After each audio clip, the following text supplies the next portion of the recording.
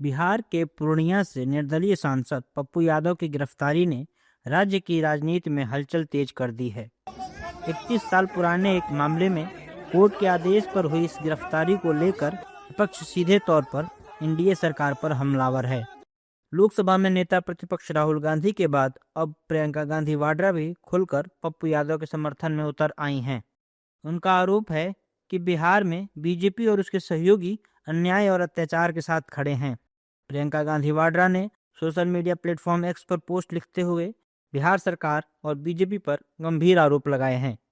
विपक्ष ने पप्पू यादव के समर्थन में रैली की। इस दौरान विपक्षी दलों के नेताओं का कहना है कि बिहार की एनडीए सरकार अपराधियों को संरक्षण देती है और निर्दोषों को जेल भेजती है। आजकल तो तानाशाही चल ही रहा, तानाशाही हो गया है पूरी तरीके से। दोषियों को बचाया जाता है, निर्दोषों को फंसाया जाता है। इस मामले में तो कई बार हम लोगों ने बात ट्वीट भी किया है और लिखा भी है। हम तो पहले भी बोल रहे हैं, सीबीआई भी जांच हो रहा है, तो उस जांच का क्या मतलब है? विधानसभा में लगातार हमारे एमएलए हम सब पार्टी उठा रहे हैं, लेकिन सीबीआई के को पहले भी जांचें मिली थी बिहार की। आप देखिएगा जो बिहार का जो सृजन घोटाला का है, बालिका गृह का है, नवगुना मामला है, सब ठंडे बस्ते में। बिहार सरकार का काम है अपराधियों को संरक्षण दो और मामले को ठंडे बस्ते में डालो। देखिए, एनडीए के लोग कह रहे हैं काहे को उनके बयान पे बयान ले रहे हैं। मेरे लिए महत्वपूर्ण ये जानना है कि 35 वर्ष पुराना, जहां तक मुझे मीडिया से आप लोगों के माध्यम से जानकारी मिली है, उसमें ऐसी क्या अर्जेंसी थी कि ठीक उस वक्त जब नीट छात्रा की दुर्भाग्यपूर्ण मृत्यु पर पूरा बिहार आक्रोशित, हर पॉलिटिकल पार्टी सवाल उठा रही है, तो टाइमिंग बड़ा महत्वपूर्ण हो जाता है। क्या साइलेंस आपका उद्देश्य है कि लोग चुप हो जाएं? तो फिर तो ये नहीं चलेगा। जुल्म करेगा सरकार तो विरोध का सामना भी सरकार को ही करना पड़ेगा। जुल्म करेगा पुलिसिया अत्याचार तो हम उसके खिलाफ सड़कों पर ही उतरेंगे। जिस तरह से बेटी के न्याय के लिए हर एक कार्य कांग्रेस कार्यकर्ता पिछले 4 तारीख से ही सड़कों पर हम हैं, पिछले महीना से ही सड़कों पर है, और हमारे नेता पप्पू यादव जी सदन से लेकर सड़क तक विरोध दर्ज करा रहे हैं, आवाज बुलंद कर रहे हैं। हर एक को नाम को उजागर करने की मांग बिहार सरकार और एनडीए सरकार से कर रहे हैं कि कौन आखिर जुल्मी था या है। देखिए, पप्पू यादव की गिरफ्तारी तब हो रही है 31 साल बाद उस केस में, जब वो नीट का मामला उठा रहे हैं। वो रोज सबसे ज़्यादा पप्पू यादव ने मामला उठाया।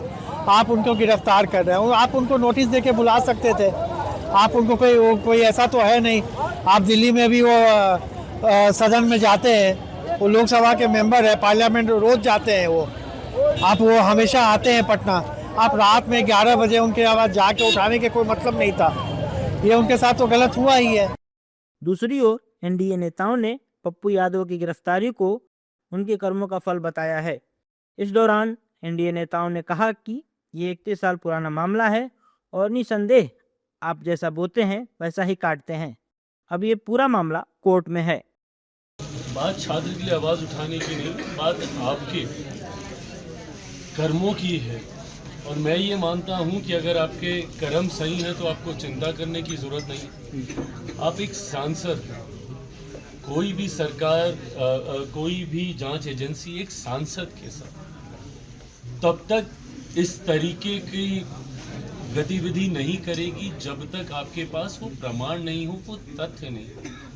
बहरहाल मैं जांच एजेंसी नहीं हूं, पर मैं मानता हूं कि अगर ये कार्रवाई की गई है तो कहीं ना कहीं जांच एजेंसियों के पास कुछ ना कुछ प्रमाण, कुछ ना कुछ सबूत सामने आए होंगे। पुराना विषय है, इस विषय की गंभीरता जरूर है, पर ऐसे में जांच में सहयोग करना मैं मानता हूं कि हर किसी की जिम्मेदारी है। देखिए, अब तो ये पूरा प्रकरण सीबीआई को सौंप दिया गया और परिजनों की ओर से, कई संगठनों की ओर से सीबीआई को सौंपे जाने की मांग हुई थी।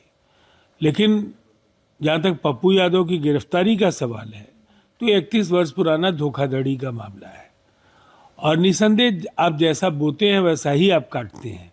गलतियां आपने कभी की है, अदालती प्रक्रियाओं में समय लग सकता है, लेकिन अंधेर नहीं है, देर है अंधेर नहीं है, ये जुडिशरी का मूल सिद्धांत। राहुल गांधी जी सहित तमाम नेताओं से हमारी अपेक्षा यह है कि माननीय पप्पू यादव सांसद हैं, वो फरार थे, कुर्की जारी है, कुर्की उन पर आदेश निर्गत है, तो न्यायपालिका में जमानत याचिका दाखिल करेंगे ना, तो उसमें लिखिए कि नीट के मामले के चलते इनकी गिरफ्तारी हुई है। ये तो न्यायपालिका की अवहेलना है। देखिए, सुप्रीम कोर्ट ने, उच्चतम न्यायालय ने एमपी एमएलए पर जो केस है उनके त्वरित निदान के लिए स्पीडी कोर्ट भी बनाया गया, स्पीडी ट्रायल का भी निर्देश दिया गया। उसी पर पप्पू यादव जी पर 32-33 सालों से केस चल रहा है, फरार है वो, कुर्की जब्ती का आदेश है, कोर्ट का लगातार दबाव पड़ रहा है और स्पीडी ट्रायल चल रहा है। उनको पूर्व में ही आत्मसमर्पण कर देना चाहिए था। बरसों बरस से कोर्ट के द्वारा वारंट निकाला गया, फिर कुर्की जब्ती निकाला गया। बता दें कि पूर्णिया सांसद पप्पू यादव को 1995 के एक मामले में गिरफ्तार किए जाने के बाद 2 दिन की न्यायिक हिरासत में भेज दिया गया है। अतिरिक्त मुख्य न्यायिक मजिस्ट्रेट की अदालत ने कहा कि उनकी जमानत याचिका पर सोमवार को सुनवाई होगी और तब तक उन्हें इलाज के लिए पटना मेडिकल कॉलेज और अस्पताल में रखा जाएगा। बिहार की राजनीति में ऐसा पहली बार हो रहा है जब कांग्रेस नेताओं ने पप्पू यादव को कांग्रेसी माना है और उनका खुलकर समर्थन किया है।